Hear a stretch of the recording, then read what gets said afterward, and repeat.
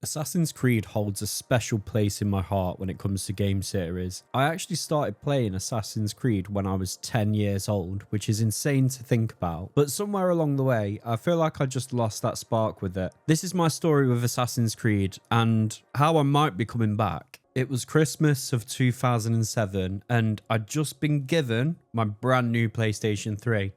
Alongside with that, I had a game called Assassin's Creed that I'd never even heard of. I was 10 years old, and back then we didn't have things like, YouTube, we didn't have TikTok, we didn't have all these short form content platforms. If I wanted to find out about a game, I had to go out and buy either the PlayStation or Xbox magazine to see the previews coming up and get a demo disc of most games. We weren't able to download games at this point. It was a very different time. And Assassin's Creed surprised me even back then. We had all these different areas. We played through different events of history. We went back in time and started the Assassin's Creed Brotherhood. And what drew me to the series was just how different it was. Now, I'm not really going to talk about Assassin's Creed 1 too much, just purely because I was 10 years old. I don't have the most memories of it because it was that long ago. It was 19 years ago. But what I do remember is just playing that game and just wanting to carry on playing and playing and playing because I was so intrigued by it. And I do remember that I don't understand the modern day storyline.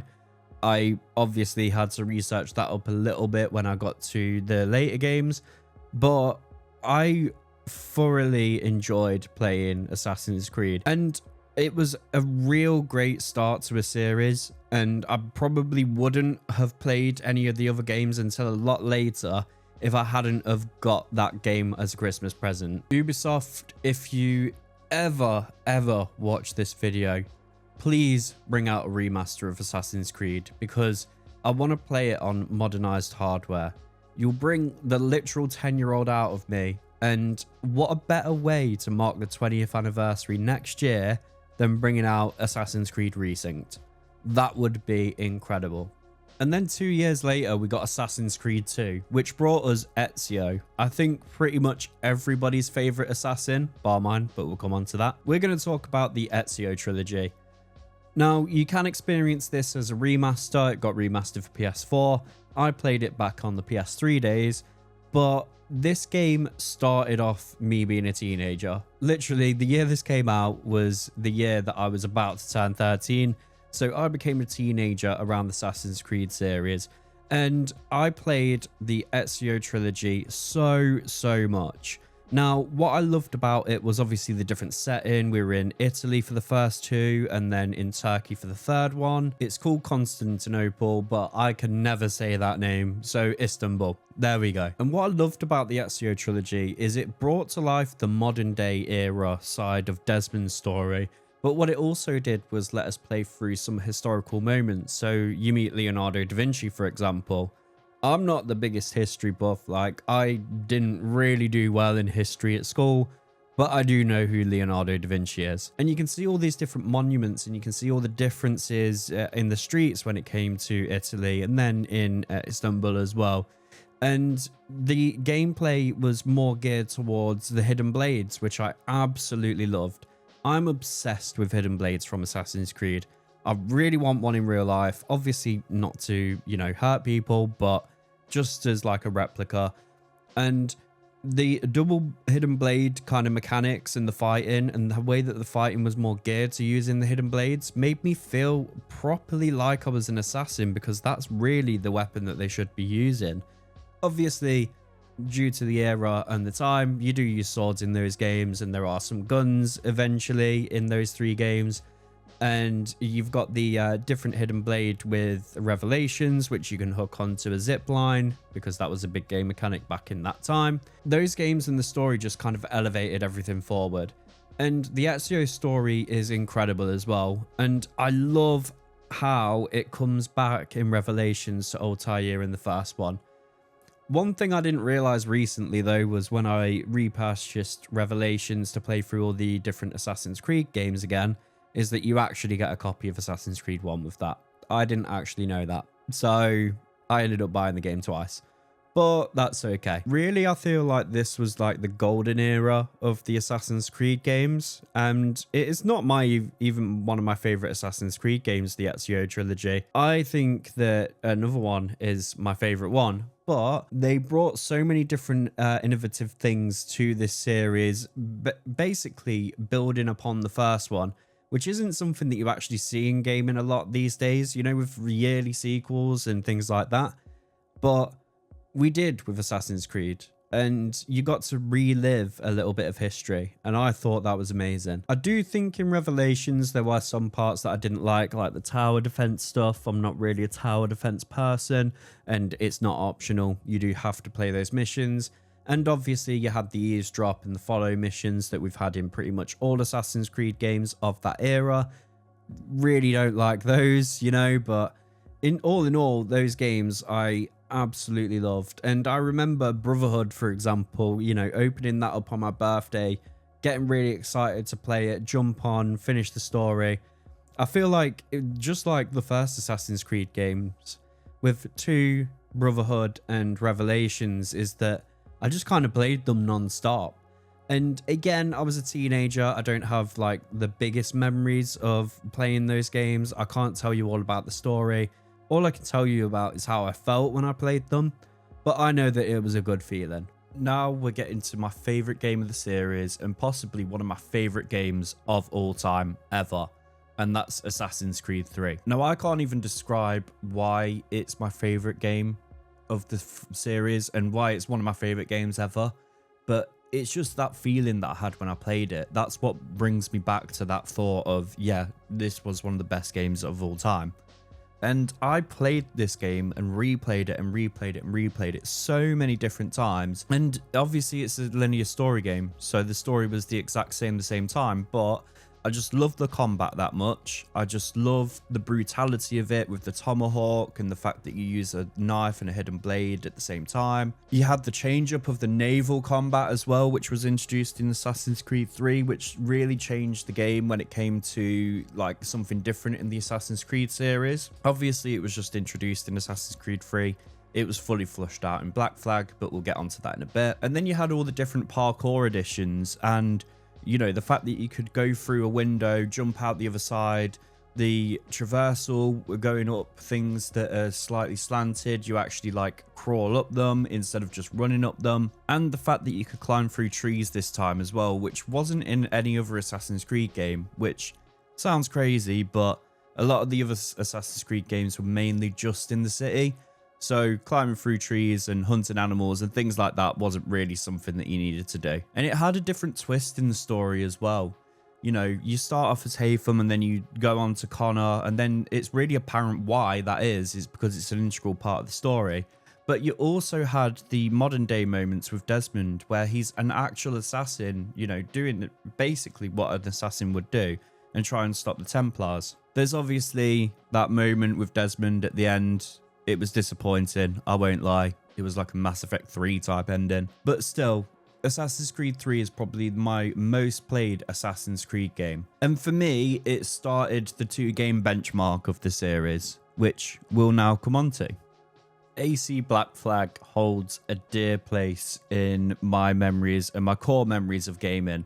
And that's because it's the first time I played an Assassin's Creed game on PC. Setting the scene, I just got my PC, I was in college, I just had a part-time job, so I was just able to afford my PC, saved up for it, and then I went on and Assassin's Creed Black Flag had just come out. And it was one of the first PC games that I ever played, and I absolutely loved it. Now, I didn't actually finish Assassin's Creed Black Flag, and that's crazy, but I feel like that year was a big year for games and a load of things coming out.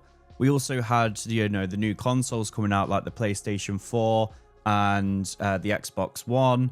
And it was a very strange and really hectic time for gaming. So I never actually got to finish Black Flag, but I did clock up over 35 hours on that game on PC, just doing all the little side quests, traveling around in the pirate ship, you know, doing all the naval battles, which I think was my favorite part, actually, instead of doing the story, because it had a lot of those, like, you know, you've got to stay hidden missions, you fail automatically as soon as you get seen, and all of those things like that, that kind of annoyed all of Assassin's Creed players.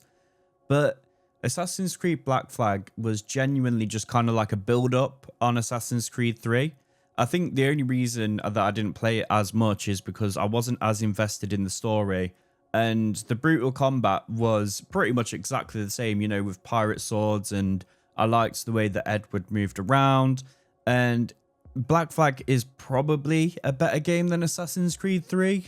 But in my opinion, I have more of a nostalgic and a more of a connection to Assassin's Creed 3 because I played it through so many times and because of the story that Assassin's Creed 3 is probably my favorite. Black Flag, you know, could have been a lot better if they just focused on the PlayStation 4 version. Because they released it on both of the consoles at the same time, you can't really see much difference between the two, so it wasn't really like a true next-gen experience. Like, yeah, okay, it had some differences and it had some different graphics options and things like that, but it wasn't a fully true next-gen game, so I feel like they could have done a bit more with it. And I know that we've got Resynced coming up, so we're going to get some of those things now, but back then, it could have been a little bit better. But Black Flag is absolutely an excellent game, and it's the pirate game that I think everybody has been waiting for and was waiting for at the time. I just personally didn't play it through to the end, but we'll come on to Resynced later on. Assassin's Creed Unity. What can I say? For me, this was the start of the end of me playing the Assassin's Creed series. And I'm not saying that I didn't like Unity at all. I actually really enjoyed Unity. There were a few things that I didn't like, you know, like the combat and the fact that, you know, someone would pull out a gun at you every 2 seconds. So you had to carry on dodging and dodging and dodging, and there was less chance to parry. And as well, you've got all the bugs. Now, I didn't even see that many bugs, and I played it on PC when it came out, but it didn't run very well at all. Now, my PC wasn't even that bad at the time. I had a really, really good PC. So I don't even know how it was that poorly optimized, but I can assume it's just because they focused on the console versions for the PS4 and Xbox One.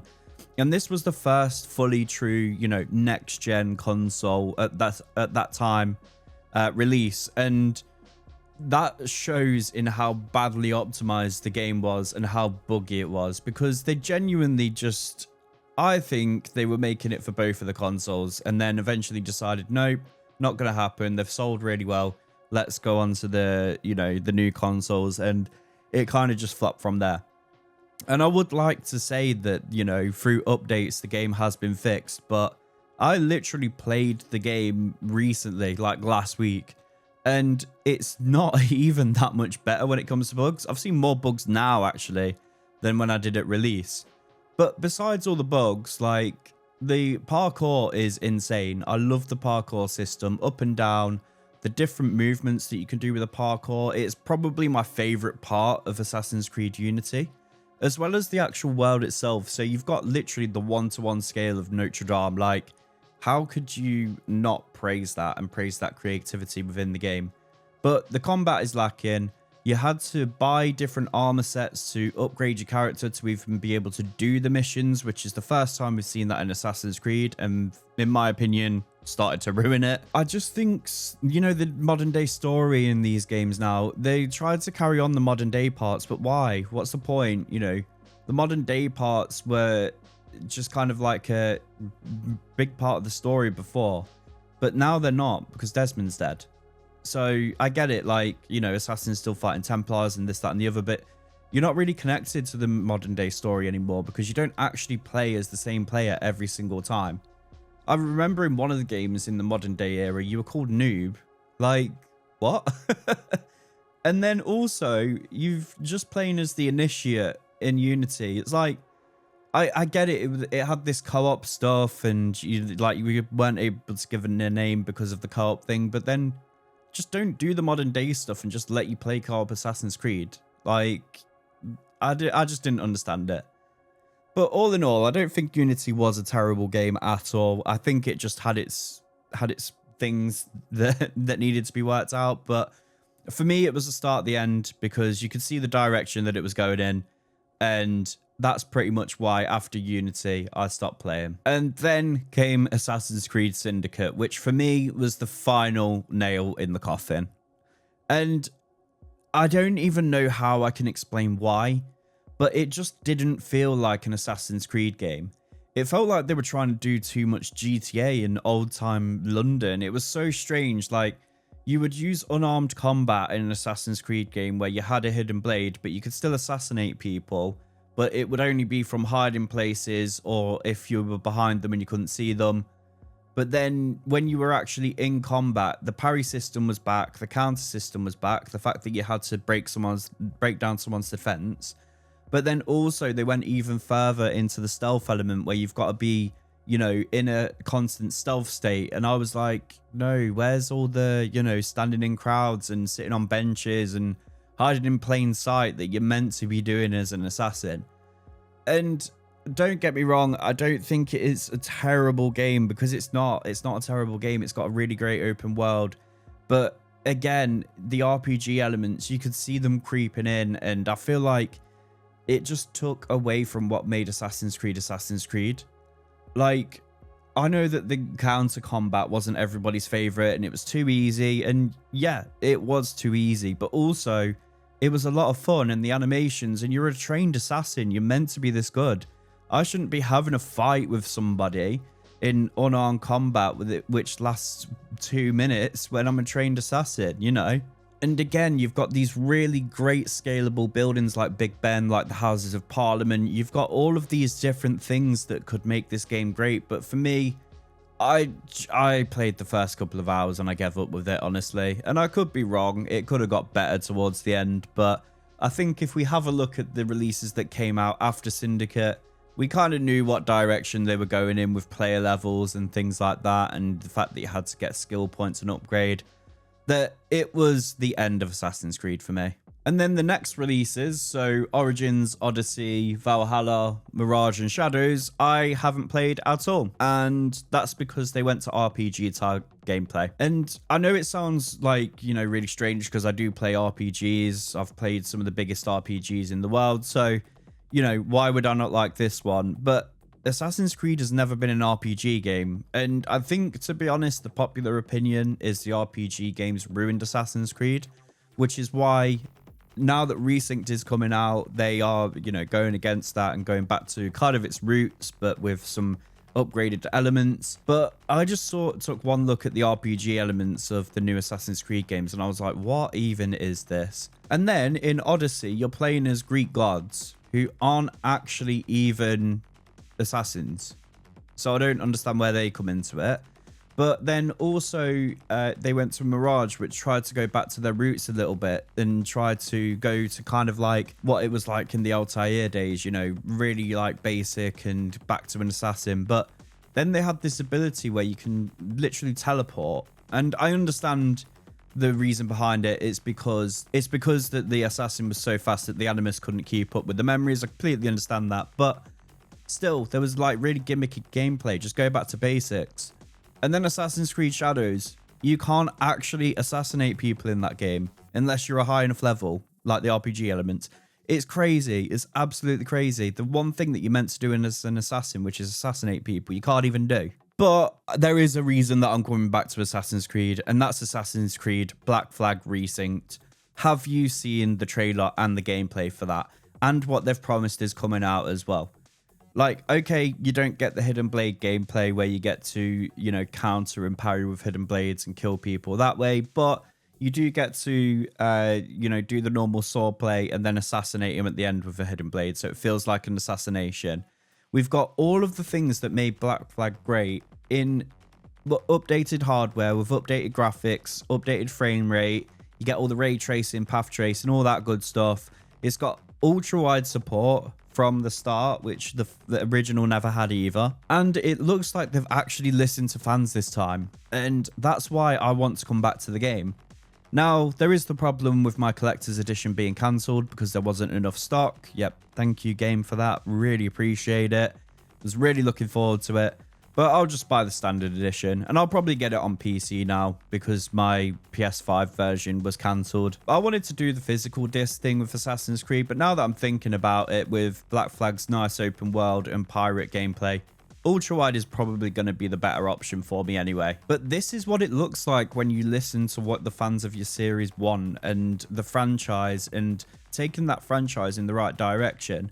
And I do think Ubisoft do sometimes go back on what, you know, worked well in the past and then just remaster stuff. Like, look at how many Assassin's Creed remasters there were. But if they took this logic and took this into a new game, maybe even like a modern day Assassin's Creed game, you know, like up to date right now in 2026, if they did the year, I don't know, 2030, so it's a little bit more modern, but not quite, and you've got assassins scaling like massive skyscraper buildings in this open world, a bit like, you know, the open world that we've got in Spider-Man 2 in New York. You know, a different open world. Like, you could do a different city. You could do it in Dubai or something like that if you wanted to, you know, keep to the massive skyscraper elements. Or, I don't know, we could have it in modern day America where, you know, some of the biggest and richest powerful people, not actual people in real life, but the richest and most powerful people in the world are Templars.